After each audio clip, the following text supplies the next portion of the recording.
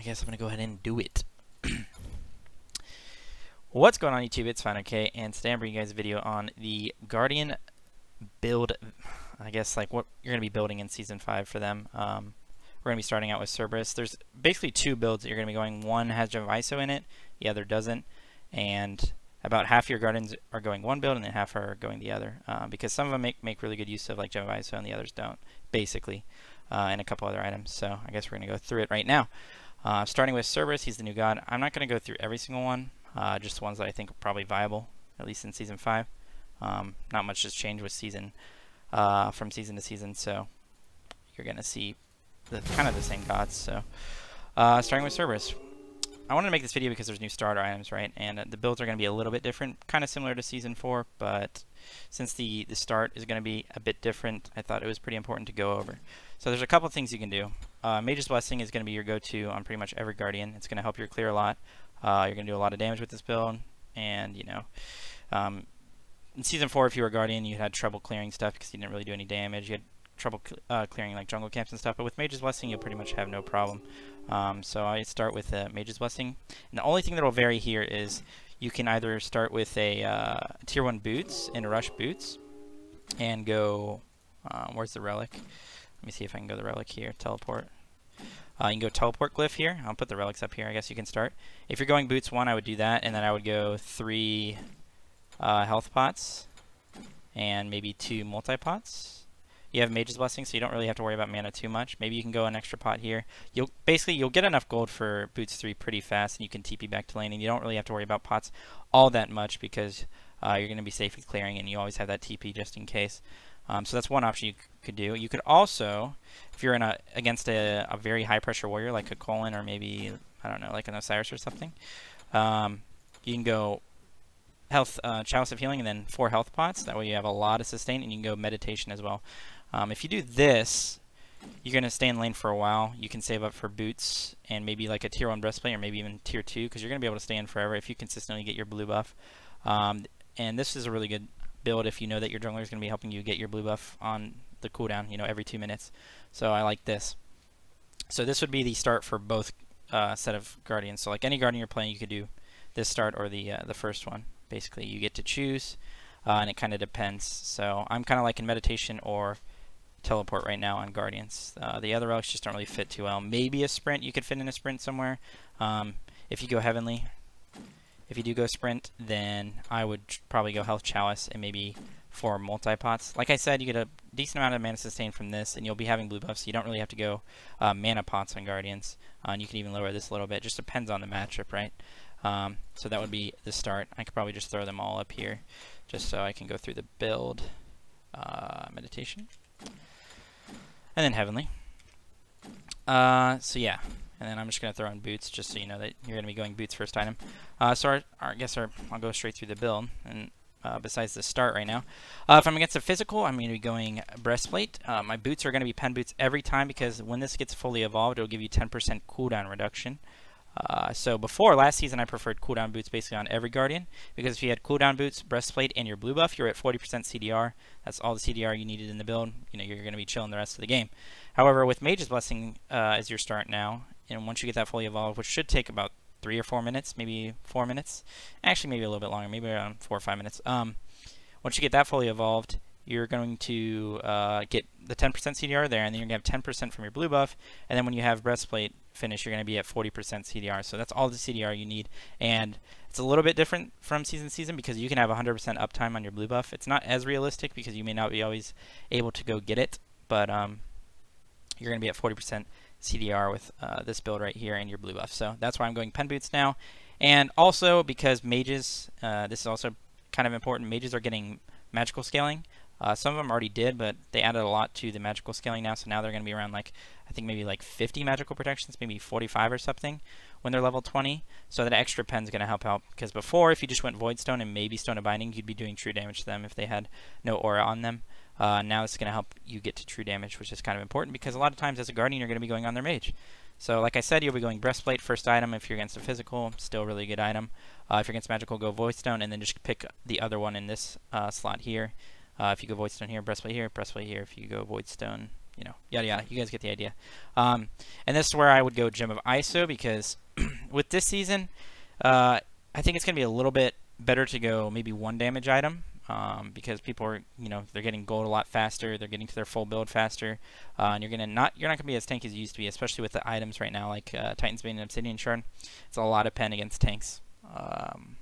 But keep in mind, tanks will always be important. You guys, there needs to be a tank to, you know, tank phoenixes, to push, you know, to zone out people, and be able to soak up damage. So it's not like you're going to be going full damage at all. And then I would be going Mantle probably next. You can maybe get away with going Mantle last, but this is where the item would be situational. I've been like an Ethereal or Soul Reaver here. If you need to be a little bit more tanky, this gives you CCR and health.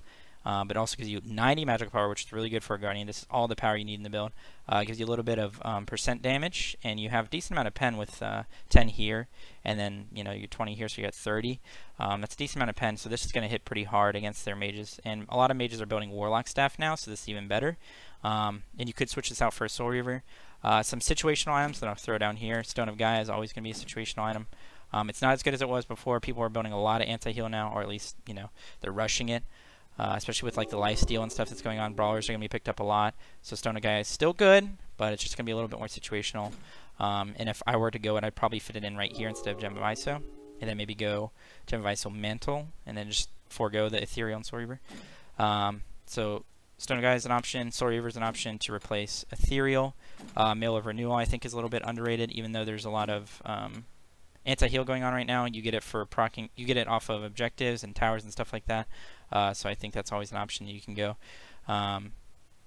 So yeah, this would pretty much be your build. And also, like always, I like Midgardian and Nemean. You can always go Midgardian and Nemean if they have a lot of physical auto attack damage dealers, basically. Midgardian if they have like a lot of characters that have like they're going a lot of pen in their builds. Because Nemean's going to do nothing against that, especially if you don't have Thorns. I guess just talk about the next relic that you should go. But Midgardian's better against like characters that are going a lot of pen, because even though they're going to do a lot of damage to you, at least you get the passive proc off of this, and that might help you survive. Whereas this they'll just shred this, and you'll pretty much get owned. And this gives you a lot more health. So that's basically it. The second relic option, you know, Blink's always going to be good on certain characters, such as Cerberus. I guess I'll throw some more down here. So Cerberus makes Blink work well. Then you can always go Sprint if you didn't go it first. You can always also go Thorns if you're going to be... Is that Sunder? You can go Thorns if you're going to be diving their backline super hard, especially if you go Nemean. It works really well with that. But like I said, it's only if they have like 2 auto attack characters that you should probably do that. So this would be your Gem of ISO build, and this works really well on Cerberus. Let me go through the gods real quick to make sure you guys realize this works well on Cerberus. This is the Gem of ISO build. Gem of ISO, Ethereal, or Soul Reaver. This works well on Cerberus, RDO, Cabrakan works really well on Cabrakan and RDO because you slow them with your 3 and it amplifies that. You have a lot of abilities to proc, you have a lot of damaging abilities on RDO. Same thing for Cabrakan, you have 4 damaging abilities, so you're proccing that pretty consistently. And then Tremors, of course, works really well with Gem of ISO. This is a build you can go on Fafnir if you're playing Fafnir solo. Gem of ISO procs on is 2, so if you choose somebody and they auto attack the person, they're going to be slowing them with that Gem of ISO proc.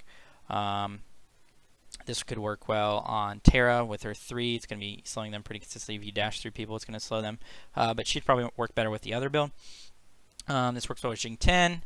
You get the dot on your 1. They're just going to be slowed forever. I wouldn't do it on Ymir because you're already locking them down with your freeze, and you already have a slow on your 2, so you don't really need that. And you have the wall to, you know, kind of lock people out, so you don't really have to worry about that. But it could work. And I wouldn't do this on Sobek. So I guess the other build for Sobek, Terra, Athena, and maybe, I guess that's pretty much it. That build would be, let me go through that real quick. Like I said, it's going to be the same. I said before, there's going to be Mage's Blessing. You don't really have to worry about that. And then the relic would be, if you're playing Athena, you definitely don't want teleport, so I'd probably go Meditation. Like I said, I like to go Chalice of Healing on Athena just because she doesn't have any sustain, but if this were Sobek, I would just go 3 health pots. Oops. I would just go 3 health pots and probably 2 multi-pots because you don't need them mana sustain when you have Mage's Blessing and Meditation, like I said. But since this is for Athena, everything else is going to be the same except the start. I would go Chalice of Healing and probably like 3 or 4 multi-pots. And then, of course, I would go for boots. You can't... you're not starting with boots. You're starting with Mage's Blessing in your pots, but you're just going to be rushing boots, so I put that there, I guess, for, I don't know, maybe no reason. The same kind of situation with the other characters, where you're going pen boots into breastplate. That's all the same. You're still going to be getting full CDR, which is super important on like Athena and Sobek and stuff like that. And you're still going to be going Voidstone. That's always going to be a good item. This is where it kind of changes a little bit. If you're Sobek, and even Athena makes really good use of this item, I like to go Stone of Binding. This puts you at that. Basically, you're doing true damage. Yeah, you definitely are doing true damage to their mage. Unless they have their aura item like a Heart Ward next to them, which you'd be pretty close because you get 10 here, 20 here, and then 10 here, so you're at 40. And if you have your support maybe is dying with you, or if you have a purple buff near them, you're going to be doing pretty close to true damage. But if their Guardian is with their mage, that's kind of a win already if you're keeping two people together. So you don't really have to worry about that. So Stone of Binding is a really good pickup there. And this is where you wouldn't go Gem of Ice, so you'd probably go Mantle here. And then the last item would be Situational. You don't get a lot of health in this build, but Guardians already have like pretty high health pools. And this is where you could probably go a health item last. You could go Stone a Guy here. Oh, I'm getting really bad frames all of a sudden. You could probably go Stone a Guy here, or you can even go like Ethereal, because like I said, you need a little bit more health. You don't really have a lot of health in this build. Ethereal is a really good item to pick up here because you're going to be doing a lot of damage with this build. And this is what I was talking about this season. You maybe make better use of a little bit of damage items instead of defense items. But like I said, if they have a lot of auto attack characters, you can always work in a mid Guardian. It's not the worst that you're going to be going full tank. It's just because you're always going to be useful as a Guardian because you're going to be CCing a lot. And that's the big key here, is that as a Guardian late game, even if you're not very tanky, you're at least going to be able to get off like pretty important CCs to force Actas and stuff. So it's okay if you want to go full tank. But throwing an Ethereal last time, it fits perfectly with the CCR and the health, like I said. And then late game, you can sell this for whatever you need, whatever you don't have here, and you could maybe even get away with another true damage item like Soul Reaver, or you could just go more defense, maybe like a Magi's. Magi's, I think the value of Magi's went up a lot this season. Wait, let me keep this here. Where is it? Stone of Binding. The value of Magi's went up a lot this season because it's a utility defense item. They can keep you alive. Same with Wingblade. Since raw protections are not as good anymore, barely not as good anymore, because of like the pen items and stuff like that, and people getting to full build quicker. Utility items like Magi's and Wingblade, their value went up a little bit, so I'll put those down here. You could also go these items on the other characters, but it's just kind of situational, They gotta. The thing about Wingblade is people say if they have a lot of slows, go Wingblade, but it gets more value if they have a few slows, because then they're not proccing it 100% of the time. But it's always a good item that you can go. And then, like I said, Stone of Guy is still an option. Sustain's still pretty important, but the anti-heal issue still exists. And then you can also go Soul Reaver. So that's pretty much the build right now for the Guardian Solos, the two options you have. So this build, like I said, would be working on Athena, Sobek, Terra, Ymir, maybe even Jingten. But with Terra, I'm just going to go through that. It's the same thing with Terra, but you want to throw in... I'm not going to do the start because I already talked about that. I just want to throw in this little thing at the end. You can go Voidstone. You could also go Stone of Binding right here. That's perfectly fine. But instead of going Ethereal last item, you can go Rod of Asclepius, because you actually do heal a lot with Terra, especially with all the CDR that you have, and if you have blue buff and Mage's Blessing. Well, I guess if you... at this point, you get Mantle of Discord, so then you're overcapped, and you sell Mage's Blessing. You'll have 40% CDR either way, right? And you'll be throwing out your Monolith almost has 100% uptime on it for those late game sieging like heals and stuff like that. It's just really good. So Rod of Asclepius is a good pickup there, and then you can sell this for whatever you want. And your support, the only thing I want to talk about real quick before I'm finished with the video is that your support usually is going the Pythags piece, so that's an option that you could think about, but the problem is the supports are going it and you don't want to go 2 usually, because they're really good for sieging. The Pythags is pretty good for sieging, for sustain, and then that kind of thing, and the power. So you're going to be near each other. In a team fight, you may not be near each other, but the point is that Pythags is good for sieging, and your guys are going to be close. So yeah, that's pretty much it. So that's how you build Guardians in Season 5. I hope you guys enjoyed the video. Hope you learned something. Let me know if you did in the comments. Leave a like, all that kind of stuff. I appreciate you watching the video. And yeah, I did this live on my stream at twitch.tv/fineokay. So, yep, see you guys later.